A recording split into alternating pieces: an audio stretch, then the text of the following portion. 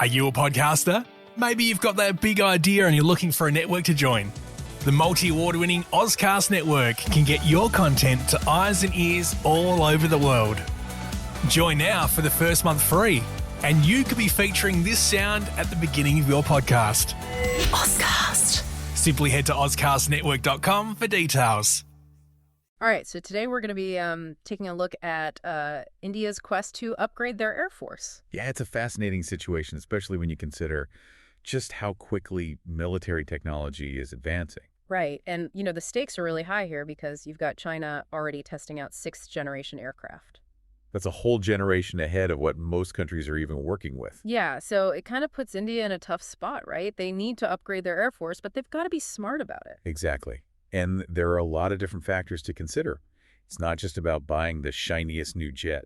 Yeah, so let's dive into that a bit. What are some of the key things that India needs to be thinking about as they make these decisions? Well, one of the biggest things is just how this all fits into the bigger picture of global power dynamics. Right, because India wants to be a major player on the world stage. And having a strong military is a big part of that.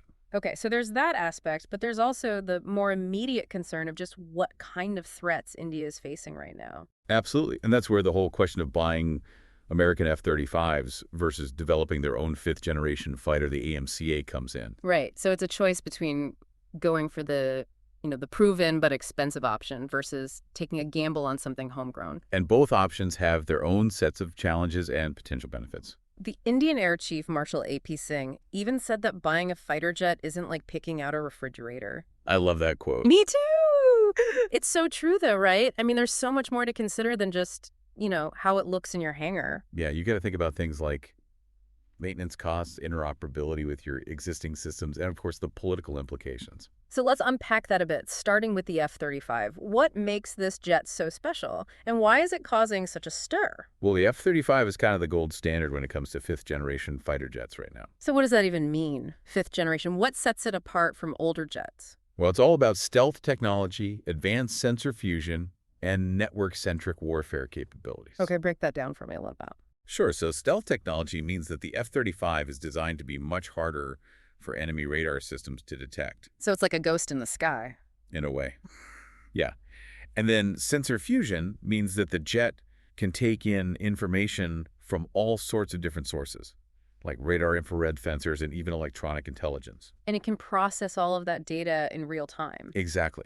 And then it can share that information with other aircraft and systems through network-centric warfare. Wow, so it's like this incredibly advanced information hub as much as it is a weapon system. Right. It's designed to give pilots a level of situational awareness that was unheard of in previous generations of fighter jets. Okay, so it sounds incredibly advanced, but I'm guessing there's a catch, right? Like there always is with these things. Oh, yeah. There are definitely some downsides to the F-35. The biggest one is probably the cost. How much are we talking about here? Around $80 million per jet. Oof, that's a lot of money, even for a country like India. It is. And then there are also some concerns about the F-35's reliability and effectiveness in certain combat scenarios. Really? Even the U.S. has doubts about its own jet. Well, it's not uncommon for complex military projects to have teething problems. It's a very complicated piece of machinery. Sure, but still, it's kind of surprising to hear that the U.S. itself has raised questions about the F-35's performance. Yeah, and that definitely adds another layer of uncertainty for India. They need to weigh the potential benefits of the F-35 against these risks and the financial implications. It's a tough call for sure, and it's a great illustration of the challenges that countries face when they're trying to keep up with evolving military technology. Exactly. Do you go for the shiny new thing, even if it has some question marks, or do you hold out for something else? And that something else in this case would be India's homegrown fifth-generation fighter program, the AMCA. Right. And that brings its own set of challenges and opportunities. So let's talk about the AMCA. What are the potential benefits of India developing its own fighter jet?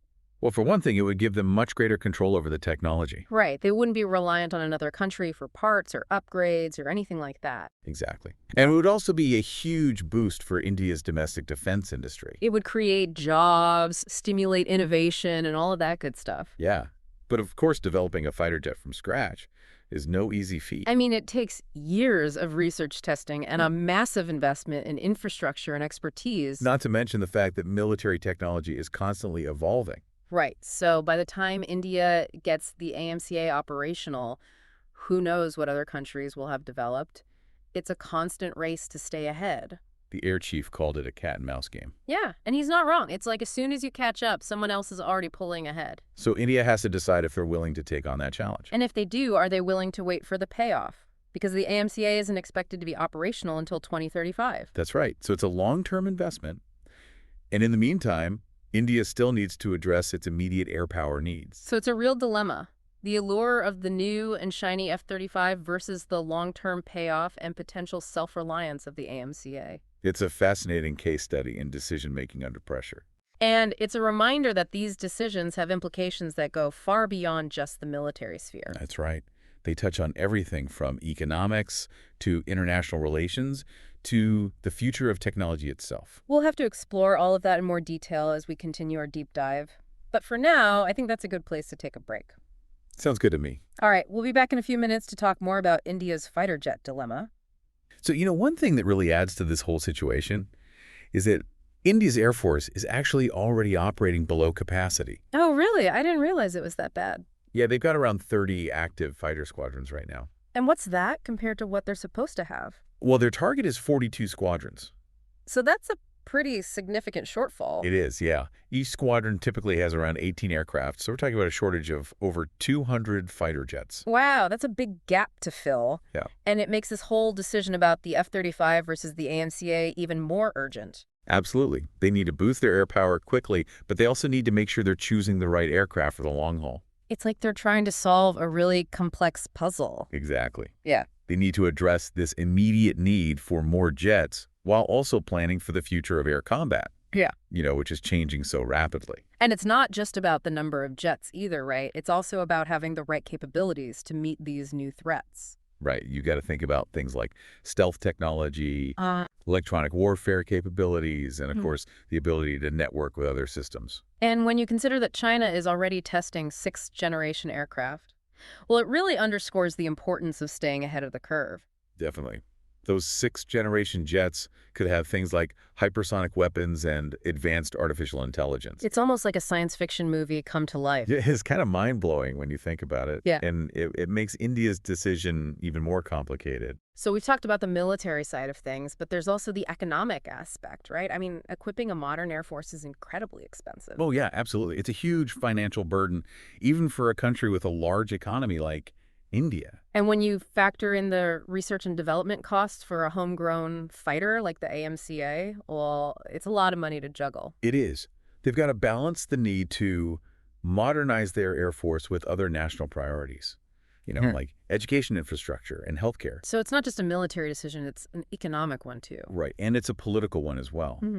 There are going to be a lot of different interest groups weighing in on this decision. It's a really high-stakes situation. It is, and it's a great example of how these kinds of decisions can have ripple effects that go way beyond the immediate issue at hand. So it's not just about fighter jets, it's about national security, economic stability, and India's position on the global stage. Exactly. Yeah. And it's also about the future of air power itself, What do you mean by that? Well, I mean, what will air superiority even look like in the coming decades?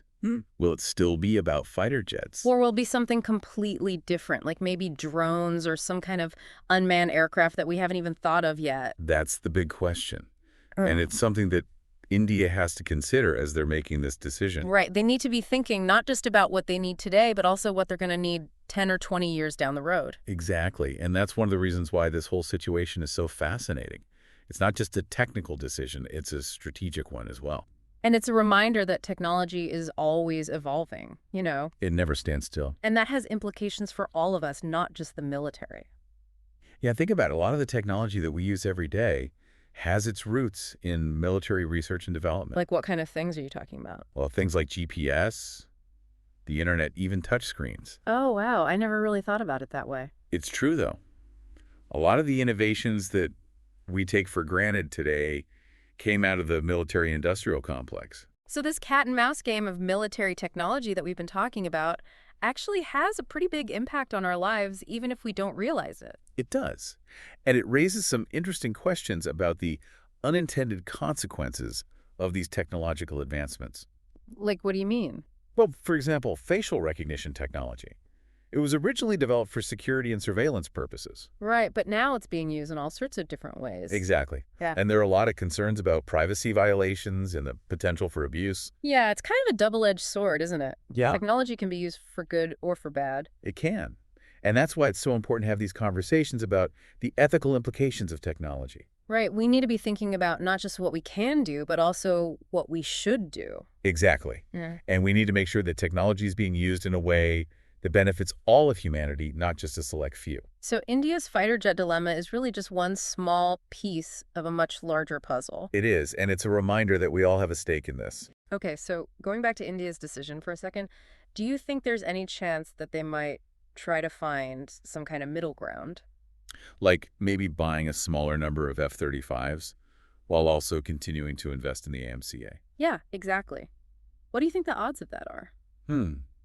It's hard to say, but I think it's definitely a possibility. What kinds of factors would influence that decision? Well, I think one of the biggest factors would be just how urgently they feel like they need to upgrade their Air Force. Right, because if they decide that they absolutely have to bolster their air power like right now, then maybe buying a few F-35s to tide them over while they work on the AMCA would make sense. Yeah, that's definitely a possibility.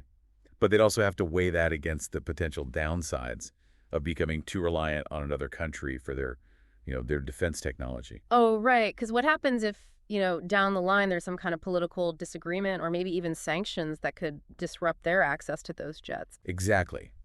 That's always a risk when you're relying on foreign suppliers. And I think that's part of the reason why the Indian Air Chief has been talking so much about the need to increase their self-reliance in defense technology.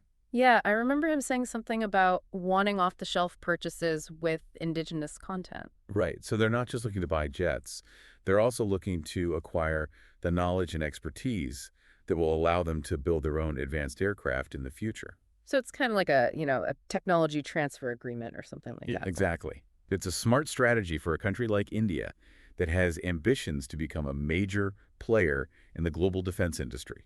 It makes sense. They can address their immediate needs while also laying the groundwork for the future. It's almost like trying to have their cake and eat it too. It is a bit of a balancing act for sure, but it's a good example of how countries are trying to navigate this increasingly complex world of military technology. Because it's not just about buying the jets, right? You also have to invest in the infrastructure, the training, the maintenance, all of that stuff to make sure that these aircraft can actually be used effectively. Oh, absolutely. Yeah. It's a huge undertaking. Yeah. And it requires a long-term commitment of resources and expertise. So for you, the listener, this is really just a glimpse into the challenges and opportunities that countries like India are facing as they try to stay ahead in this, constant game of technological leapfrog. It really is. Oh. And it's something that we should all be paying attention to because it has implications for the entire world. Because at the end of the day, it's not just about fighter jets. It's about global security and the kind of future that we want to create. That's a great point. And it's a reminder that these technological advancements don't happen in a vacuum. Yeah. They have ripple effects that touch on everything from economics to politics to our everyday lives. Absolutely. So it's important to be aware of these trends and to have open and honest conversations about the potential benefits and risks of these emerging technologies. I completely agree. And I think that's a good place to wrap up our deep dive for today. Yeah, I think so too. We've covered a lot of ground. We've talked about the complexities of India's fighter jet dilemma, the challenges of keeping up with evolving technology, and the broader implications for global security and the future of air power. It's been a fascinating discussion. I agree. And hopefully it's given our listeners some food for thought. These are issues that we're all going to have to grapple with in the years to come. So the more informed we are, the better. Well said. Yeah. And on that note, thanks for joining us for this deep dive into India's fighter jet dilemma. And until next time, keep asking questions, keep exploring, and keep diving deep. Are you a podcaster? Maybe you've got that big idea and you're looking for a network to join. The multi-award-winning Ozcast Network can get your content to eyes and ears all over the world. Join now for the first month free, and you could be featuring this sound at the beginning of your podcast. Ozcast. Simply head to ozcastnetwork.com for details.